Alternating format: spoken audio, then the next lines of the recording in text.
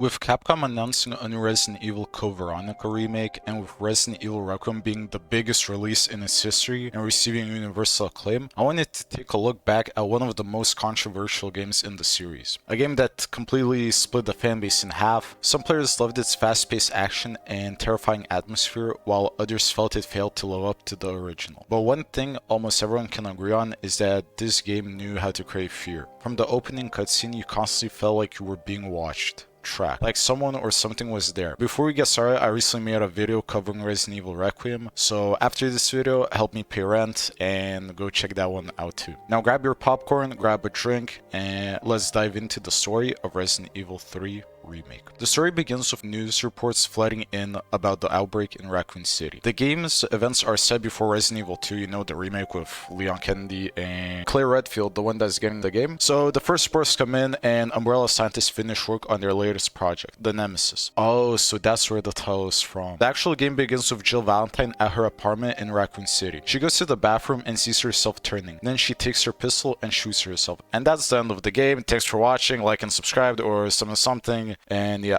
oh, that was just a dream. So she wakes up from doing investigations on Umbrella on her workbench. We see documents of Jill researching about the T-Virus, a chemical weapon that was created by Umbrella. Also in the documents, we see Brad being stalked by Umbrella agents and warning Jill that she might have the same fate. She receives a frantic phone call from Brad Vickers, the pilot that left Jill in Resident Evil 1. Hello? Jill, are you okay? Brad, is that you? Listen, you gotta get out of there. What are you talking about? I don't have time to explain. You gotta get out of there right now. All right, let me grab my...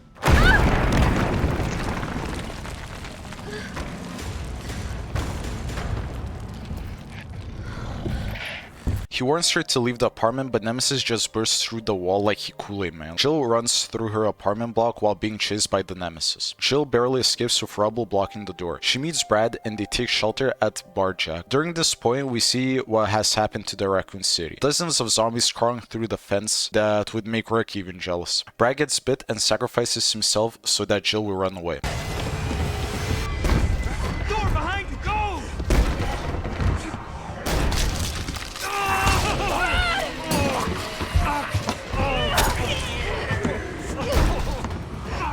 Don't think about it. We're gonna make a run for it. Come on, Jill. We know how this ends. No, I don't. Are we still a team? Always. Then do me a favor. Don't fuck up like I did. Go! Jill runs into a Redimon that was camping this crate like a Rust player. Apparently there is an app that wakes you up if you're getting raided. Yeah, I'm never touching that game. Fuck that shit. We find out that there is a rescue helicopter waiting for the STARS members, since Nemesis' whole goal is to kill Jill Valentine and the ex-STARS members. She gets to the roof and is met by the chopper. But this is Resident Evil, so of course the helicopter is destroyed by Nemesis. Jill steals a car and drives it into Nemesis, landing on the roof. Nemesis tries to kill her but is saved by Bad Bunny. In all seriousness, this is Carlos Oliveira, and he's a cool-ass character. Hey! Fuckface!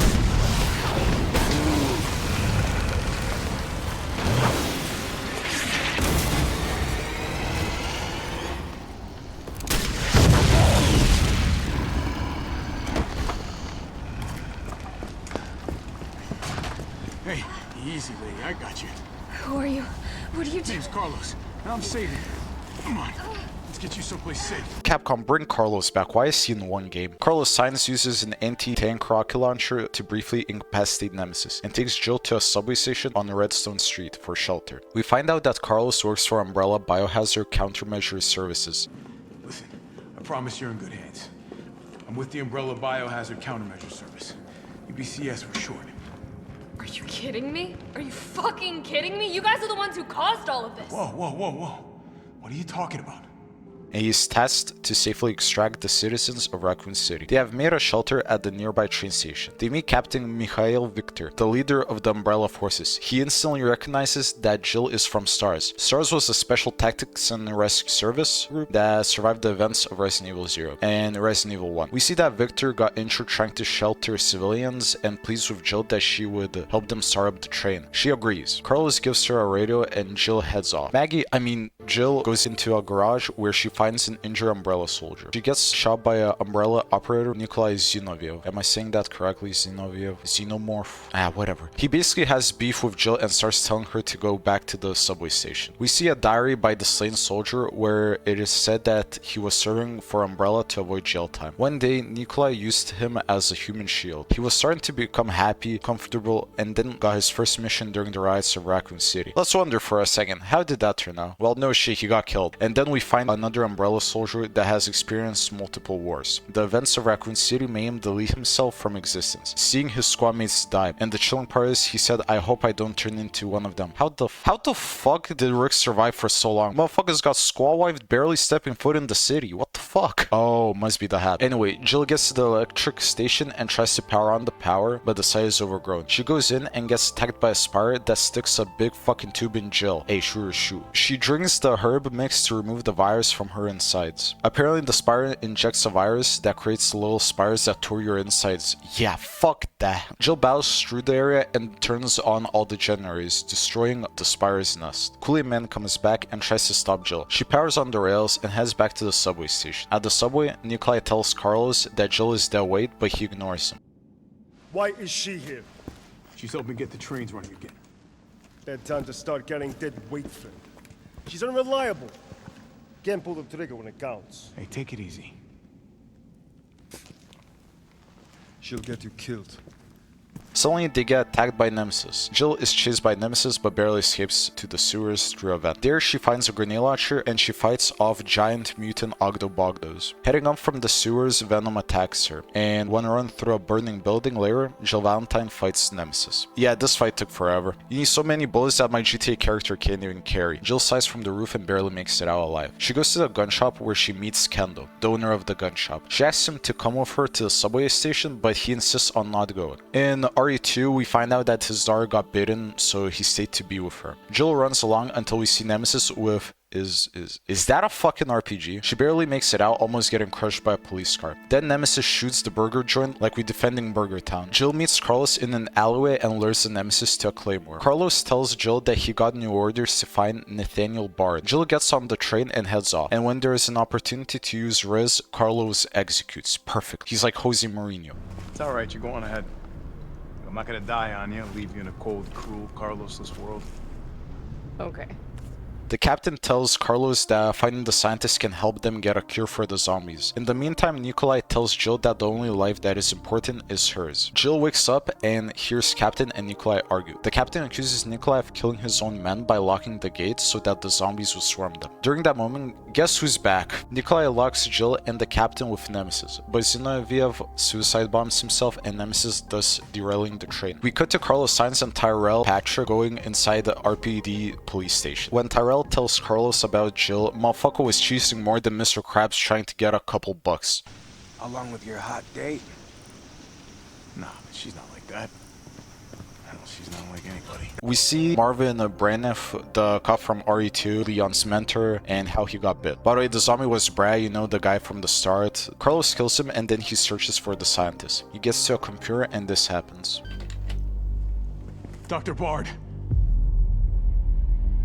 Oh, thank God. Do you know how long I've been trying to reach somebody? Don't worry, we're gonna get you out of there. Just tell me where you are. I'm trapped in a goddamn hospital, surrounded by every kind of abomination. Look, just send in stars. They're gonna know what to do. No, negative. RPD's overrun too. Then figure it out! Umbrella's gone crazy. They're killing all the researchers. I am the only one who knows how to make the vaccine to stop the zombies. So you can either sit there with your dick in your hand or send somebody who's capable of getting me the hell out of here. I like him already. I might need to start using that line. Carlos also gets an emergency call from Jill talking about what happened. So we cut back to Jill barely escaping the train crash. She just got out of the subway and called Carlos and explained everything. She gets ambushed by Nemesis and the second boss fight against him begins. After we beat him, this happens.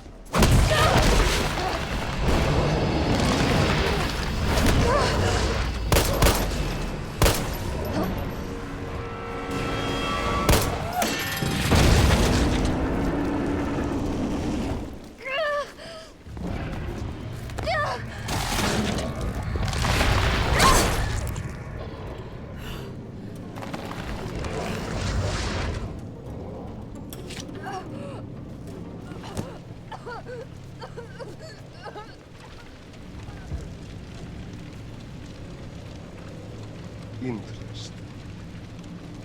You've done me a big favor. Miss.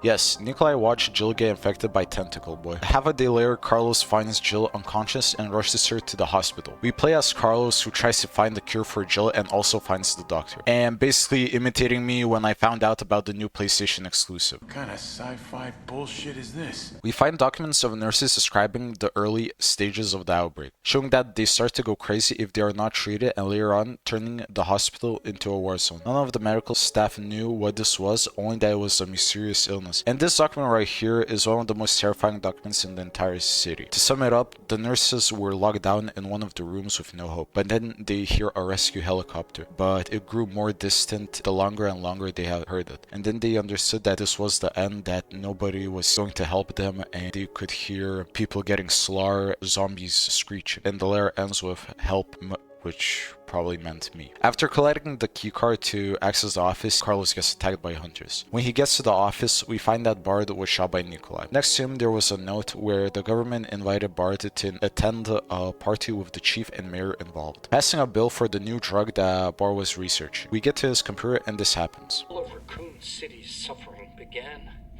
with the release of a biological weapon known as the T-virus. My employer, the Umbrella Corporation, engineered this virus, and they ordered my team to develop a vaccine, which we did. Now, I keep samples of this vaccine here in my office. The rest of it is stored underground. But those sons of bitches at the board, they want to destroy it. They don't want the world to know what they've done. So they're trying to erase all evidence that the virus ever existed. No, I'm not a fool. I know they don't want me to...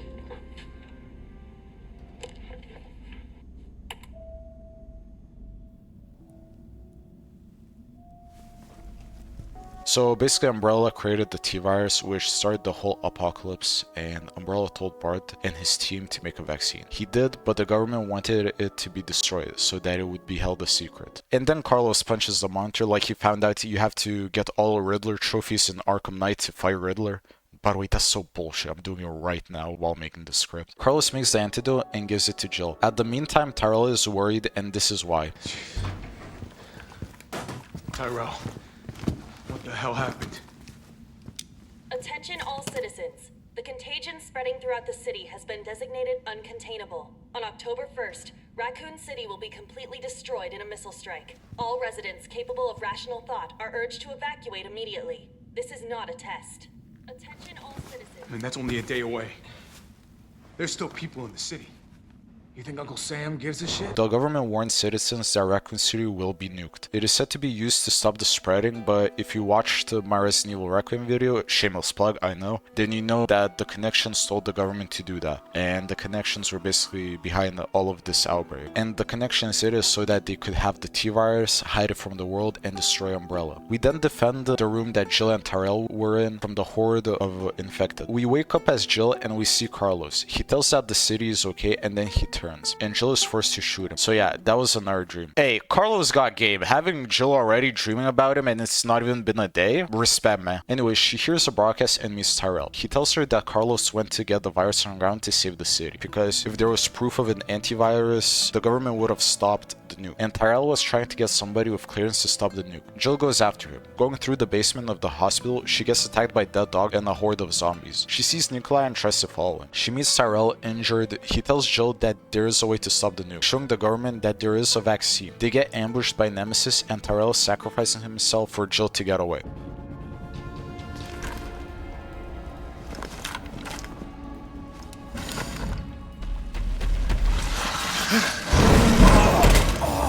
Tyrell!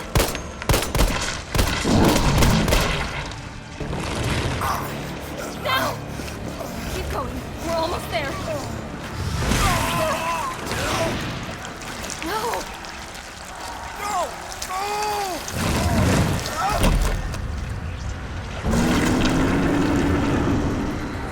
Shit!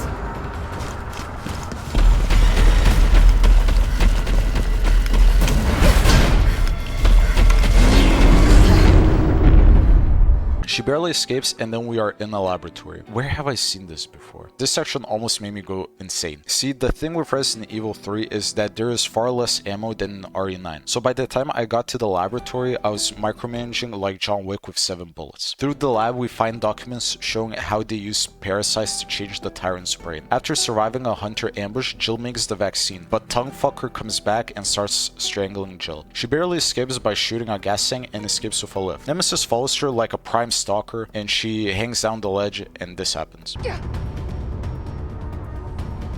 Oh, what do we have here? Nikolai, don't! The city needs that vaccine! More than I do. I don't think the wisdom I've been trying to impart on you is getting through. Now I know you can't put a price on life. But I'm in this business to get paid. So let's make a deal.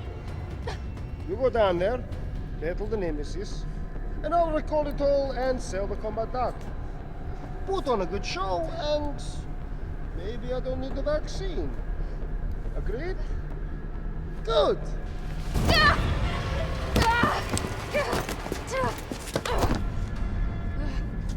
So Nikolai is basically doing all of this for money and tells her if she fights the Nemesis and Nikolai sells the combat data, he won't need the vaccine. Keyword, won't. In the middle of the fight, Carlos comes in and spots for her, and in the end of the fight, Carlos defeats the Nemesis with a crane. I know Kadir can relate. Carlos then dumps acid on the Nemesis, burning it. Jill chases Nikolai, and this happens. It's done. Give me the vaccine, you greedy son of a bitch. No. You print money. I like that. We shall make ours an ongoing arrangement. Now drop the gun!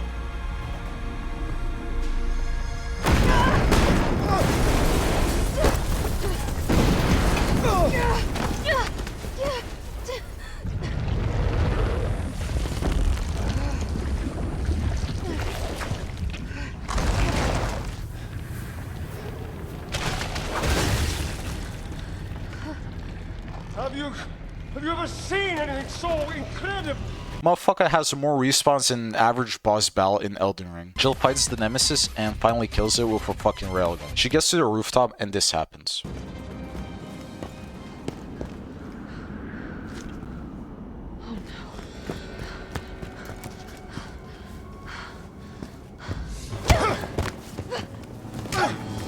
You're not going to stop.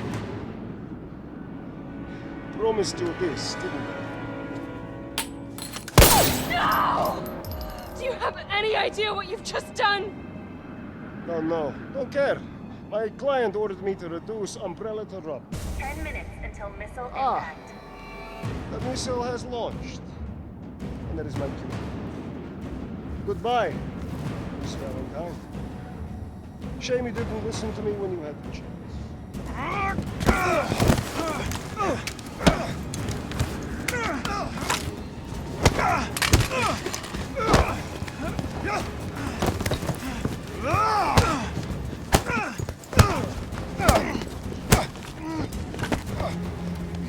Jill! Shoot him! I can't! I'll hit you! Do it! You have to! There's no other way. So Carlos gets shot and Nikolai destroys the vaccine. He says that somebody hired him to destroy Umbrella, which we know from the Resident Evil 9 video, another shameless plug, that it was the connections. Carlos saves Jill and Jill shoots Nikolai, hitting Carlos as well. Jill hits the Batman line, misses "Who are you working for?" They get into the helicopter and leave Nikolai in Raccoon City. The nuke devours the city and everybody in it, and Jill just looks back vowing to destroy Umbrella once and for all. And that's the end of Resident Evil 3 Remake. Now let's talk about why this game became one of the most controversial entries in Resident Evil history. If you compare it to the original Resident Evil 3, Nemesis, you start to see where the divide comes from. A lot of content from the original game was either shortened or completely removed. The biggest example is the Clock Tower section, which was one of the most memorable parts of the original, and it's basically gone. And that's what makes this game so weird to talk about, because if you judge it on its own, it's actually a really good game. The action is fun, the pacing is fast, the atmosphere is great, great. And I honestly think they did an amazing job with the game, and an amazing job with Jill and Carlos especially. Both characters felt way more human and way more relatable. They had a lot more personality than they did in the original. But the moment you compare it to the game, it's remaking, the cracks kind of start to show. Missing locations like the whole big ass clock tower section, as I said previously, missing story moments, that takes away critical moments from the story and the big picture of the story. Then there's Nemesis himself. One of the biggest complaints from longtime fans, especially on Reddit, Twitter, but those are hellholes, you know that. Nemesis feels more like an aura farmer, not like a true threat. I'm not kidding, that was actually a tweet that I read. In the original games, Nemesis was one of the greatest stalker characters in the history of horror games and horror fiction. In the remake, he's still intimidating, but usually just there for the big boss fights or for big and important cutscenes. Personally, he was terrifying. Since I didn't play the OG and can give an unbiased opinion, Nemesis was actually very well done. What I realized compared to RE9 was that when you fought the girl, you had sections where you could breathe, slow down. You had Leon Kennedy sections where you basically were just chilling and it was a horror show for the zombies, not you. But with Nemesis, it felt like I was being chased by Jason Voorhees across the whole fucking game. So was Resident Evil 3 Remake misunderstood? Honestly, I think yes. I completely understand why fans of the original were disappointed. Some of the most iconic parts of the game are missing, and there's no way around the criticism. But at the same time, if you never played the original, or if you judge the remake on its own merits, on its own terms, it's still a really fun Resident Evil game. Don't get me wrong, Resident Evil knows how to make their games. The combat is satisfying, the dodging is done to perfection in this game. I love that this mechanic was introduced, because I believe the OG didn't even have it. The story moves at a great pace, easy to understand, and the characters are some of my favorite in the whole series. Is it the definitive version of Resident Evil 3? Probably not, let's be honest. Did I have a great time playing it? Absolutely. It was actually a blast to play. I finished it very quickly in a couple of days. So if you've been on the fence about trying it out, and still recommend giving it a shot, because the game itself is very quick, but it's also very fun and has a lot of challenges and difficulties. I definitely recommend the game to you. I think what the game actually tries to help you learn that you have to keep going, because Jill had so many moments where she could have just given up, accepted her fate, let Nemesis destroy her, but she kept on pushing through and had Carlos alongside her and basically made it out. And I hope they bring back Jill and Carlos back for other games. I know they'll probably make a Resident Evil 5 remake in the future. I definitely want to see Carlos back in Resident Evil 10 or other Resident Evil games in the future. And if you enjoyed the video, be sure to like, subscribe, and share with your friends, because these videos take an absurd amount of time to make, and every bit of support helps out a lot. Thank you all for watching. I hope you enjoyed, and remember, keep pushing forward. Peace.